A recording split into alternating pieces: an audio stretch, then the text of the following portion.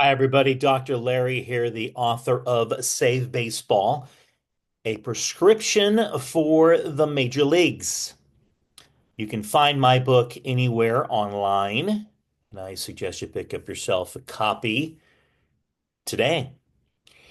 So let's talk about one of the things I address in my book. I'm going to discuss it now here at the beginning of the season. I think it's super timely, relevant, as it centers on those of us fans. Well, we might be a little frustrated. I know we're just a week or two into the season, but maybe we're frustrated because our teams didn't spend the offseason the way we would have liked them to. For example, maybe they didn't invest in the team during the offseason. Perhaps they didn't pick up any free agents or any named free agents we would have liked to have seen, or perhaps they didn't make any trades that would strengthen our clubs. And owners, Major League Baseball owners, might be making that decision based on something that is really interesting because they still might be profiting millions of dollars by tanking. That's right, tanking. Wonder if you've heard of this. Well, I have, and I spent some time researching it. And I spent some time talking with sports writer Craig Calcaterra for my book. Great conversation with Craig. And he was quite honest and brutally honest that he thinks this is a really significant issue that is contributing greatly to the declining attendance and fan interest of Major League Baseball. So let's think about tanking. It's a practice of intentionally fielding non-competitive teams to take advantage of league rules, such as obtaining an early draft pick. Well, that benefits losing teams. And the idea of tanking, while a long-standing practice of teams throughout other professional sports, has begun to make headlines in Major League Baseball. Fans will often hear that their favorite teams are rebuilding. But in truth, many teams are simply stripping their ball clubs down to the studs with hopes of cutting payroll for a few years, gathering some draft picks, and potentially prospects through trading off some of their top talent. Athletics fans, Pirates fans, does that sound familiar? Can you relate to what I'm talking about here? Of course you can.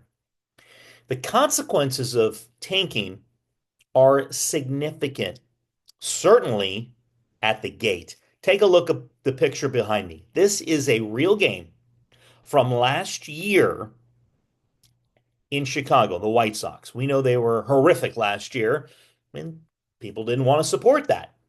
So fans are going to shy away from non-competitive teams that lose over 100 games a year, and fan interest in those clubs dramatically declines as well beyond just not attending games. They probably don't watch them on TV either, and they probably just don't keep up with it.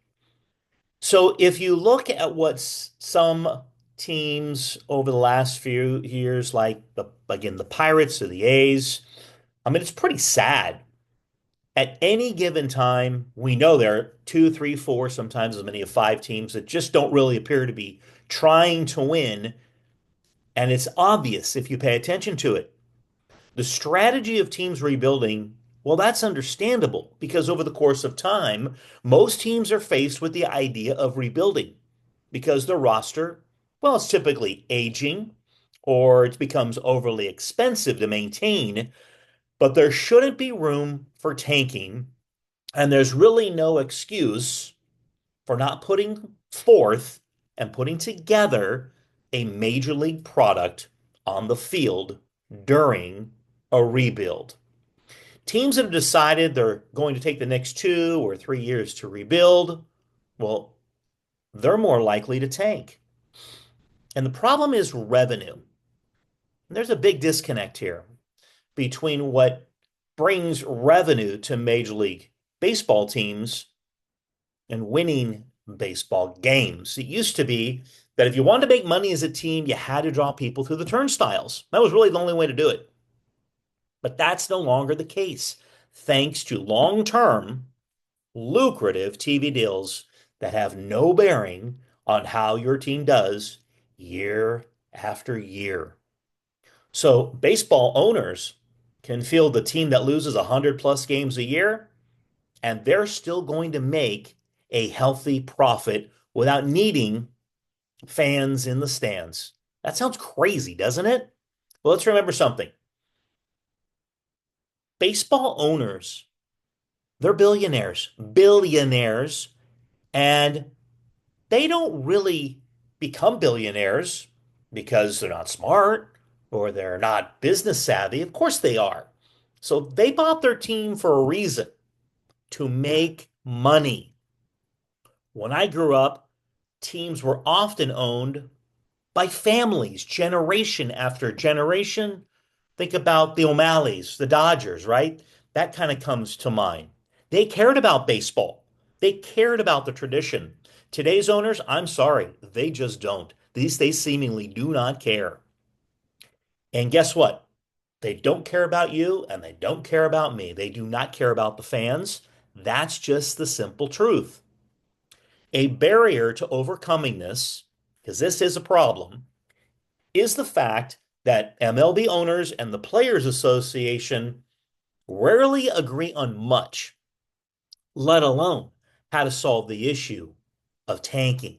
The question becomes, well, how do you incentivize teams to win and put a competitive team on the field versus tanking? Well, let's face it, there's always going to be somebody who's the worst team, obviously. But you can do something to convey that the season is not a complete waste. Another challenge with tanking is there isn't any penalty for doing it. If you don't have an incentive to put a winning team out there, well, the product suffers and the fans lose interest. Definitely not following the team because they don't think the team is interested in putting a winning team on the field. That's bad for baseball. That's extremely concerning.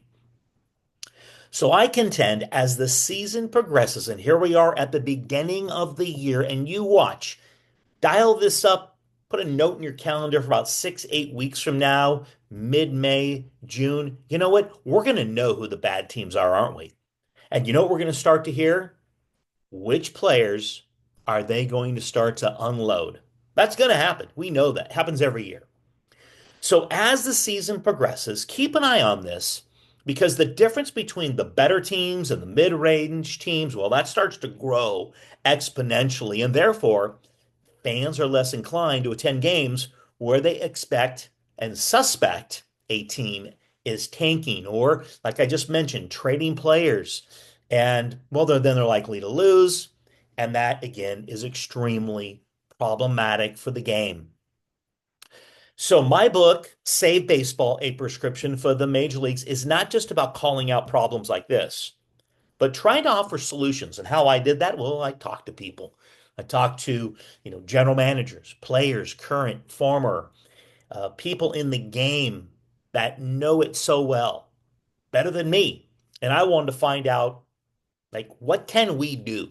So I took those interviews along with research and provided solutions for overcoming Major League Baseball's challenges. So one of the where places I researched for this, really interesting, the National Hockey League, the NHL, they have a salary floor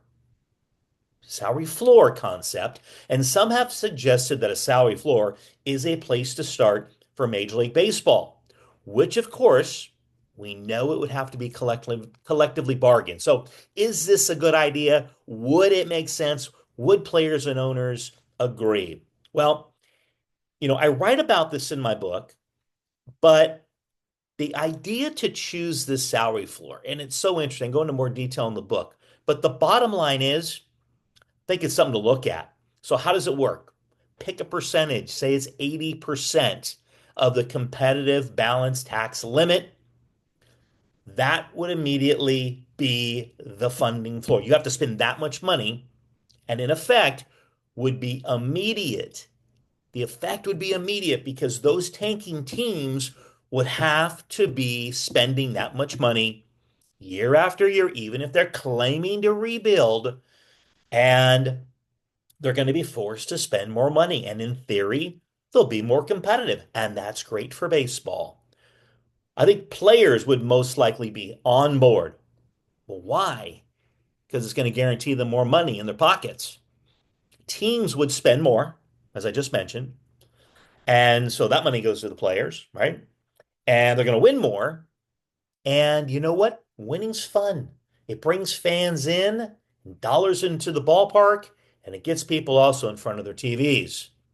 This would be good for the sport, good for the players, good for you and me, the fans. And guess what? It's good for the owners too. Because that ballpark behind me, where there was like 1,200 people, now granted, the White Sox could still be the worst team, but maybe there's 7,500 people there.